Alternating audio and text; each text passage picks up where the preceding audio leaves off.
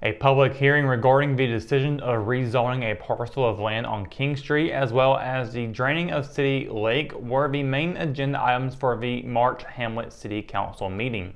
Mayor Bill Bayless reported that the planning board met on February 20th and in a 3-2 vote recommended rezoning a parcel of land at 730 King Street from an R6 residential to B2, which constitutes a general business district.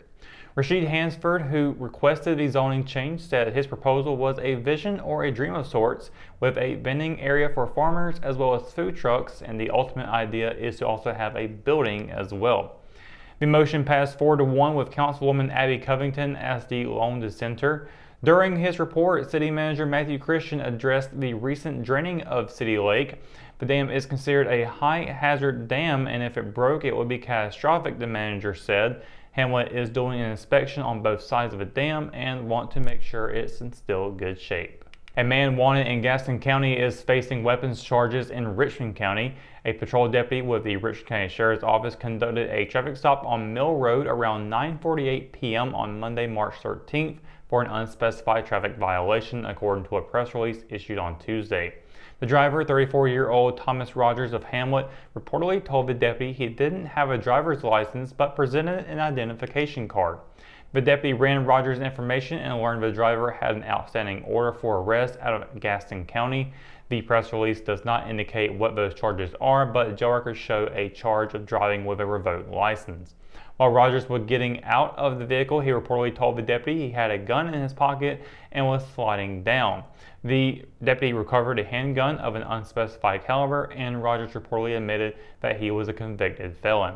Rogers was arrested on the OFA and charged with possession of a firearm by a felon and carrying a concealed weapon. He was booked into Rich County Jail on a combined $27,000 secured bond. Starting a 3-game week on the road against the reigning 4A East Regional Champions, the Richmond Raider baseball team picked up a pivotal SAC win. Facing Pinecrest, the Raiders used a combination of power hitting and efficient pitching when needed to hold on to a 10-8 victory. The Raiders scored all of their runs through the first 4 innings, starting with 2 runs in the first. They added 3 runs in the second, 4 in the third, and a solo tally in the fourth. Collecting 8 hits as a team for the second game in a row, head coach Rob Ransom said a fast start was helpful on the road. The Raiders will host the Patriots again on Friday at 7 p.m. That will be followed by a road game at West Stanley on Saturday. One of Richmond's biggest nemesis last season was Hope County, a team the Lady Raiders softball team faced 4 times in 2022. That wasn't the case during Tuesday's first 2 conference regular season meetings between Richmond and the Lady Bucks, as the Lady Raiders remained undefeated to start the season. Using a 7-run first inning, the Lady Raiders earned their 5th consecutive win to start the season behind a 12-2 Mercy Rule win in 5 innings. Notching the team's best start under head coach Mike Way since he took over in 2020, the Lady Raiders belted 17 hits and had 3 players record 3 runs batted in apiece. Richmond will travel to non-conference Montgomery Central on Thursday at 6 p.m., followed by a home SAC game against Union Pines on Friday at 7 p.m. When we return, we've got your Live at 5 weather report. It's coming up after the break, so stay tuned. Hometown heroes? Well, maybe. When it comes to backyard comfort and no pesky mosquitoes, call Brown Termite and Pest Control at 910-895-6410 or 910-276-8870. Their team of superheroes can take back control of your paradise. That's 910-895-6410 today.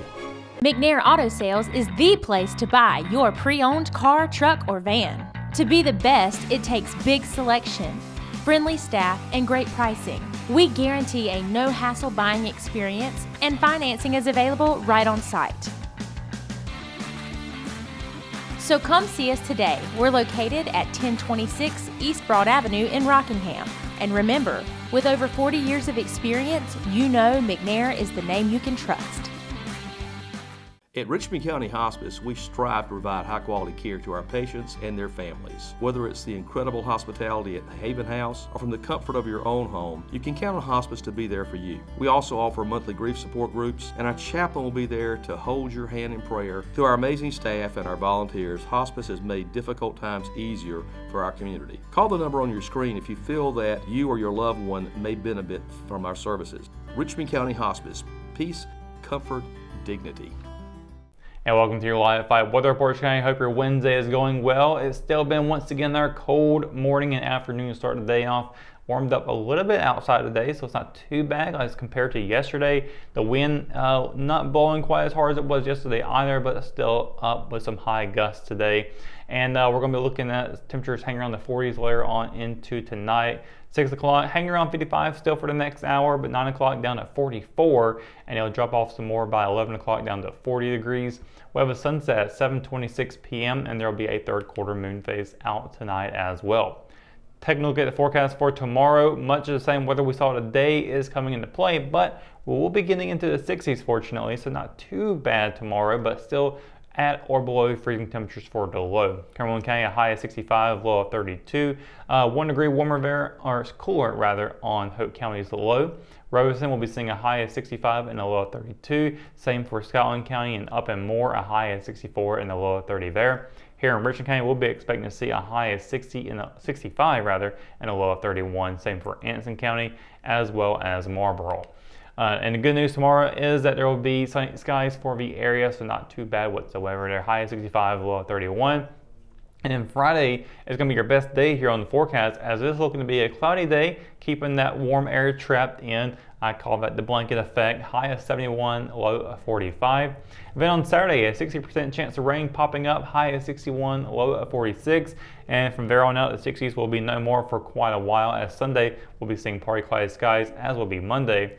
Sunday, a high of 51, low of 35. Monday, a high of 54, low of 29. And we'll bounce back from the below freezing temperatures on Tuesday, but that comes with a 60% chance of precipitation. High is 49, low of 36, followed up by Wednesday, also seeing a 60% chance of rain. High of 55 and a low of 31. And that's going to do it for your Live at 5 weather report and for tonight's edition of Live at 5. For the latest news, sports, and events happening in Richmond County, you can always visit richmondobserver.com or download the free RO app for your mobile devices. For the Live at 5 crew, I'm Russell Parker. Thanks for watching, and we'll see you tomorrow. Good night, Richmond County.